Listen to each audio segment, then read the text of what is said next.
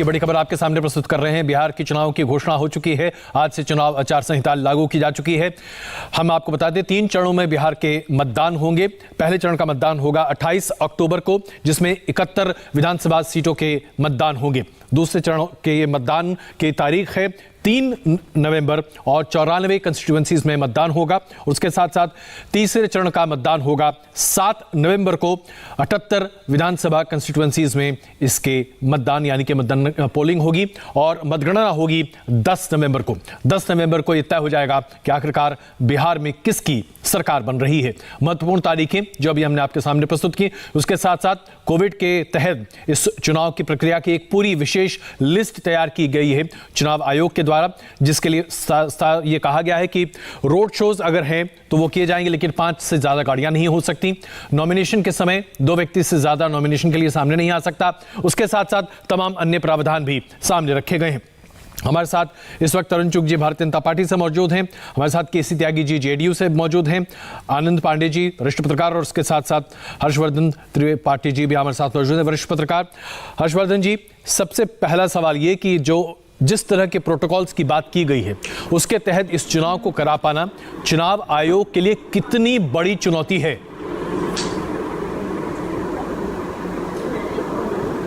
अजय जी, मुझे लगता है कि देखने में तो ये बहुत अच्छा लग रहा था। उन्होंने कहा कि 7 करोड़ 20 लाख ये दस्ताने होंगे, यानी हर मतदाता वो दस्ताना पहन के और वो अपनी वोटिंग मशीन पे बटन दबाएगा जी। लेकिन कुल इंतजाम को देख भी ले और संयोगवश पिछले 1-1.5 महीने मुझे उत्तर प्रदेश के गांवों में रहने का अवसर मिला और बिहार तो कुछ जगहों को छोड़ दें तो पूरा ही ग्रामीण इलाका है जी। उन जगहों पर चुनाव आयोग ये सेंसिटिवनेस ये कर पाएगा, इतनी अवेयरनेस कर पाएगा, ये मुझे बहुत कठिन दिखता है। लेकिन बिहार के लोगों को भी ये सोचना चाहिए कि अगर इतना बड़ा, इतनी जिसको बार बार हम कहते हैं कि लोकतंत्र में मतदान और अपना जनप्रतिनिधि चुनना, तो इस महामारी के समय में भी चुनाव हो रहा है तो उनकी जिम्मेदारी बहुत बढ़ जाती है चुनाव आयोग की ही तरह। बिल्कुल। केसी त्यागी जी, आपकी पार्टी की एक तरह से सरकार है क्योंकि नीतीश कुमार जी मुख्यमंत्री हैं।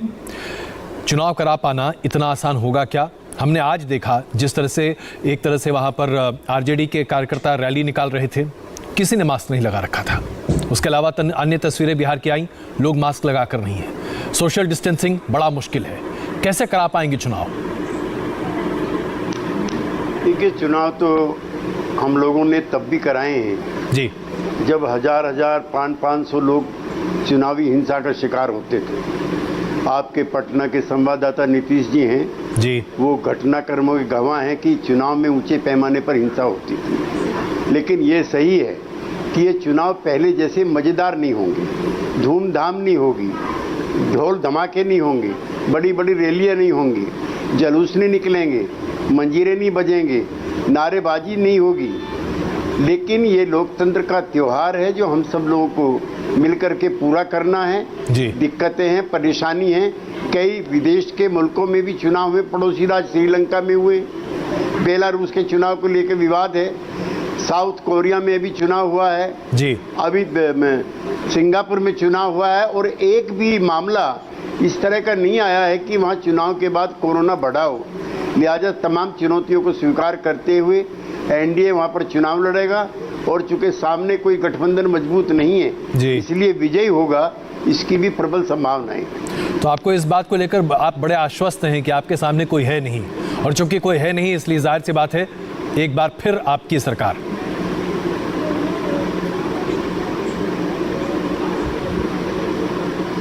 त्यागी जी, आप तक मेरी आवाज आ रही है? नहीं, मैं सुन नहीं पाया आपको। मेरा बड़ा सीधा सा सवाल था। आपने कहा कि आपके सामने कोई है नहीं। अगर कोई है नहीं तो इस बात को लेकर आप बड़े आश्वस्त हैं और आप आश्वस्त हैं कि एक बार फिर आप ही की सरकार होगी क्योंकि आपको लगता है आपके सामने कोई है ही नहीं। बोलिए। केसी त्यागी जी, आप तक मेरी आवाज आ रही है? ऐसा लग रहा है कि अब कुछ तकनीकी दिक्कत है। यही सवाल मैं चुग साहब आपके सामने रखता हूं। आप लोग पूरी तरीके से आश्वस्त हैं, आपके सामने कोई है ही नहीं। आप कांग्रेस को नहीं गिनते, आप आरजेडी को नहीं गिनते, आप किसी अन्य पार्टी को नहीं गिनते। आपको लगता है कि बस आप ही हैं, आपके अलावा कोई नहीं। ऐसा है कि कोई अहंकार नहीं है किसी बात का कि हमारे सामने कोई नहीं है जी।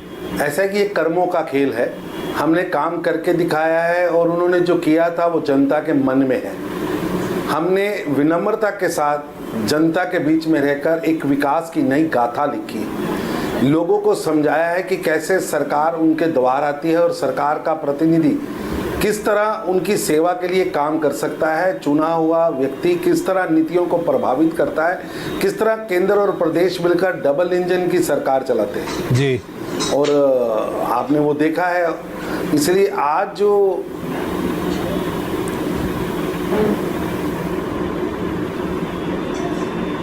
ऐसा लग रहा है कि चुग साहब की आवाज़ अभी फिलहाल नहीं आ पा रही। यही सवाल ज़रा थोड़े अलग अंदाज में, त्यागी साहब, मेरा बड़ा सवाल सीधा सा था आपके सामने। आपने कहा कि आपके सामने कोई है नहीं मुकाबला, तो तमाम अन्य पार्टियां जो राजनीतिक दल हैं जो इस बार अपने अस्तित्व की लड़ाई एक बड़े पैमाने पर बिहार में लड़ेंगे, जैसे कि आरजेडी, कांग्रेस जो कि अपना जनाधार बड़े पैमाने पर वहाँ खो चुकी है लेकिन फिर भी वो अपने आप को एक ताकत मानती है, ये तमाम पार्टियां आज एक तरह से निराधार हैं आपके लिए, इनका कोई मतलब नहीं है आपके सामने, जो हैं आप ही हैं। देखिए, मैं ऐसी अहंकार की और घमंड की भाषा का इस्तेमाल नहीं करना चाहता जी, लेकिन 1 साल पहले जब चुनाव हुआ था उसके आंकड़े मेरे सामने रखे हैं, जिसमें एनडीए को 222 सीटों पर बढ़त थी जी, और यूपीए को 21 सीटों पर बढ़त थी, जिसमें तेज प्रताप जी की जो विधानसभा है उसमें भी उनको हारते हुए दिखाया गया है जी, और तेजस्वी यादव जी की बढ़त जो है राघोपुर में कुल 242 सीटों की है। तो अगर 1 साल में कुछ खराबी हमारी नहीं हुई है जी, तो हम 222 सीटों पर हमें जीतना चाहिए। पिछला चुनाव जो हमने बीजेपी ने इकट्ठे मिलकर लड़ा था 2010 में जी, उसमें जेडीयू को 115, हमारी सहयोगी पार्टी भाजपा को 91 और आरजेडी को मात्र 22 सीटें मिली थी और वो मुख्य विरोधी दल के रूप में भी स्थापित नहीं हुआ था। मैं बहुत विनम्रता के साथ कहना चाहता हूं जी, कि लालू जी, राबड़ी जी इस समय नहीं है, यद्यपि हम उनको भी पराजित कर चुके थे जी, ना कोई स्थापित नेतृत्व है। कांग्रेस पार्टी, जीतन राम मांझी जी की पार्टी, कुशवाहा जी की पार्टी और इवन कांग्रेस पार्टी छोड़ी, आप कोई भी तेजस्वी यादव के नेतृत्व को स्वीकार करने के लिए तैयार नहीं है। उनके परिवार में भी विवाद है कि डायनेस्टिक सक्सेशन किसके नाम आना चाहिए जी। रघुवंश बाबू जी के पत्राचार ने साबित किया है कि नई पीढ़ी और पुरानी पीढ़ी के बीच में भी विवाद है। हमारा भाजपा का गठबंधन अटल जी के समय से चला आ रहा है जी, एक अपवाद को छोड़ करके हम निरंतर 7 चुनाव लड़ते रहे हैं। हमारा सीटों के बंटवारे को लेके कोई विवाद नहीं है। प्रधानमंत्री यानी कि सब कुछ आपके पक्ष में। मैं जरा आप ही के सवाल को, हमारे 2 संपादक हमारे साथ इस वक्त मौजूद हैं, जो आपने कहा उसी को जरा यहाँ सामने रखते हैं। आनंद जी, 222 सीटों पर लोकसभा में जो जीत मिली थी उसका हवाला किसी त्यागी जी दे रहे हैं। 222 सीटें हैं, उससे भी ज्यादा 243 में से, तो फिर तो इसके बाद कुछ बचता ही नहीं है। चुनाव होने की आवश्यकता ही क्या पड़ती है फिर? देखिए, हालांकि त्यागी साहब बहुत सीनियर लीडर हैं, बहुत गजब का उनके पास अनुभव है, लेकिन हम किसी पिछले चुनाव को इस चुनाव में रेप्लिकेट कर दें ऐसा शायद करना शायद ठीक नहीं रहेगा, क्योंकि इसकी सबसे बड़ी बात यह है, देखिए 2014 और 2015, 2014 के जब लोकसभा चुनाव की हम अगर बात करें तो मोदी जी ने वहाँ पे 39 सीटें जीती थी, सिर्फ एक कांग्रेस ने जीती थी आउट ऑफ 40। लेकिन 2015 में क्या हुआ, बीजेपी वहाँ बुरी तरह हारी। तो मेरा कहना है कि हम किसी पिछले चुनाव में बहुत अच्छा प्रदर्शन था, क्योंकि हर चुनाव में देखिए मुद्दे बदलते हैं, चेहरे बदलते हैं, एकदम चीजें, सारे डायनेमिक्स जो हैं वो एकदम बदल जाते हैं। अब ये बात दूसरी है कि उसको अपोजिशन कितना भुना पाता है, उसको कितना आगे ले जा पाता है, ये दूसरी बात है। लेकिन एक बात और मैं कहना चाहूंगा यहाँ पे, जो त्यागी जी बोल रहे हैं ये बात बिल्कुल सही है कि अगर आज की तारीख में हम एनालिसिस करें तो प्राइमा फेसी जो भी चीजें होती हैं वो ज्यादातर चीजें जो हैं वो एनडीए गठबंधन के पक्ष में दिखाई दे रही हैं। अब अगर कोई अगले 1.5-2 महीने के भीतर यानी जब तक चुनाव 3 फेज में होंगे, कोई आसमानी सुल्तानी कोई बहुत बड़ी चीज नहीं होती है, तो मुझे लगता है कि शायद ये चुनाव शायद नीतीश जी के और एनडीए के पक्ष में जा सकता है। हर्षवर्धन जी, आपकी भी राय यही है? आज अगर चुनाव हो जाएं तो शायद एनडीए को बहुत ज्यादा बढ़त मिल सकती है, लेकिन 2 महीना बहुत बड़ा वक्त होता है, 2 महीने में बहुत कुछ बदल सकता है। नहीं अजय जी, सबसे पहले तो मैं यही कहूंगा कि केसी त्यागी साहब जो कह रहे हैं वो मूल बात ठीक कह रहे हैं कि भारतीय जनता पार्टी और जनता दल यूनाइटेड का गठजोड़ हुआ, मतलब जीत की पक्की गारंटी। लेकिन 2010 का उदाहरण उन्होंने लिया और 2005 और 2010 के चुनाव पूरी तरह से अलग थे जी। लालू जी के विकल्प के तौर पर एक बेहतर सुशासन बाबू वाला चुनाव था जी। 2015 का चुनाव पूरी तरह से मैनेजमेंट का चुनाव था और गठजोड़ बदला। तो जब हम 17 और 15 को ध्यान रख के 19 के चुनाव में जा रहे हैं तो एक बात समझिए कि भाजपा का बहुत बड़ा वर्ग है वोटर जो मानता है कि नीतीश जी ने मौका परस्ती की, अवसरवादिता की। लेकिन ये ठीक है कि अभी के समीकरण में अगर हम कहेंगे तो चुनाव नीतीश जी जीतते हुए दिख रहे हैं, और जो उन्होंने कहा कि तेजस्वी यादव को कोई स्वीकार नहीं कर रहा है, तो भाजपा के ढेर सारे नेता हैं जिन्होंने नीतीश जी को स्वीकार करने से मना कर दिया था, और चिराग पासवान तो अभी भी कह रहे हैं। तो क्या कई जगह पर फ्रेंडली फाइट होगी? क्या कई जगह पर लोक जनशक्ति के उम्मीदवार जेडीयू के खिलाफ दिखेंगे? क्या ये भी एक बड़ा मुद्दा होगा। केसी त्यागी जी, यही बात मैं आपके सामने रखना चाहता था। चिराग पासवान आपके लिए एक बड़ी समस्या बन सकते हैं। 160 सीटों पर अपने उम्मीदवार उतारने की तैयारी में एलजेपी है और नीतीश कुमार जी के मुख्यमंत्री पद पर भी उनकी निगाहें हैं। तो ऐसे में आपके एक एलआई ही आपके साथ खड़े हो जाते हैं। देखिए, हमारा और बीजेपी का गठबंधन रहा है जी। मैंने पहले भी कहा है, मैं फिर दोहराना चाहता हूं। 2000, 2005, 2010, 2015 विधानसभा के अंदर हमारा कभी भी एलजेपी के साथ कोई गठबंधन नहीं रहा। हमने मैक्सिमम सीटें जेडीयू और बीजेपी ने मिलकर के लड़ी हैं और हम विजयी रहे हैं। मेरे जो संपादक मित्र जो टिप्पणी कर रहे थे उस पर मैं नहीं कहना चाहता क्योंकि वो अतीत था जिसको हम भूल चुके हैं। लेकिन हमारा गठबंधन सिर्फ और सिर्फ बीजेपी के साथ है। नहीं, आप चिराग पासवान पर कुछ कहने को क्यों तैयार नहीं है? चिराग पासवान तो सीधे संकेत दे रहे हैं, वो तो चुनौती दे रहे हैं, वो बार बार कह रहे हैं। त्यागी साहब, और आप तो राजनीति के बहुत ही पुराने स्तंभ हैं, खास करके बिहार की राजनीति को तो आप बड़े अच्छे से जानते हैं। देश के प्रधानमंत्री और एनडीए के सबसे बड़े नेता जी श्री नरेंद्र मोदी घोषणा कर चुके हैं कि नीतीश कुमार के नेतृत्व में बिहार में चुनाव होगा।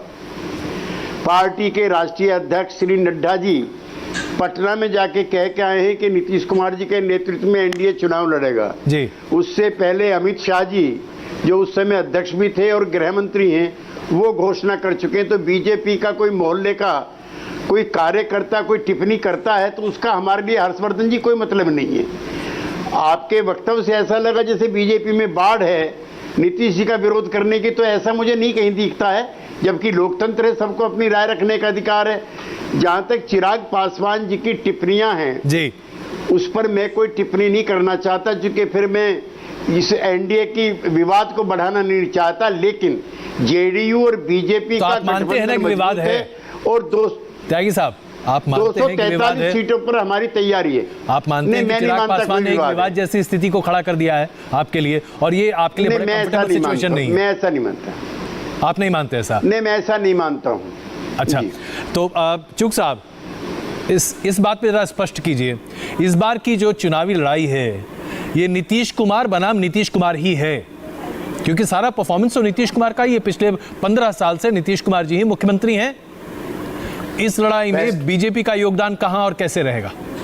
बेस्ट परफॉर्मेंस है, और ये दो डबल इंजन की सरकार है। जब से 2014 से नरेंद्र मोदी जी की सरकार बनी है, बीच में एक छोटा सा कार्यकाल छोड़ दे, अभी भी आप देखिए कि इतनी लंबी लिस्ट है बिहार के विकास की, जहां दोनों केंद्र और प्रदेश ने मिलकर बिहार की कायाकल्प करने की कोशिश की है। बिहार को बीमारू राज्य से एक कितना वक्त लगेगा कायाकल्प करने में? 15 साल तो आपको दे चुकी है जनता वहां पर, अभी और कितना वक्त आप चाहते हैं? आप सोचिए, अपहरण, डकैती, ये तो 15 साल पुरानी बात है ना। आपके राज्य में तो एक भी अपहरण नहीं हो रहा। आपके डबल इंजन की सरकार में कोई अपहरण नहीं है, कानून व्यवस्था कोई समस्या ही नहीं है, कुछ भी नहीं हो रहा, सब कुछ अच्छा है। अजय जी, मैं ये कह रहा हूं, वहां से यात्रा शुरू हुई है जी। और आज हम विकास की गति को एक बड़े स्तर पर देख सकते हैं। आप हेल्थ सर्विसेज देखिए, आप रेलवे सर्विसेज, विकास की गंगा आपने बहा दी है, इसका इस पर आखिरी टिप्पणी जनता की ही होगी, क्योंकि जनता तय करेगी कि इस बार आपको एक बार फिर से मत मिलता है या नहीं। बहुत धन्यवाद चुग साहब आपका इस चर्चा में शामिल होने के लिए। हमारे संवाददाता हमारे साथ बने हुए हैं और हम एक बार फिर वापस लौटते हैं बिहार के इस महासंग्राम पर। बने रहिए हमारे साथ।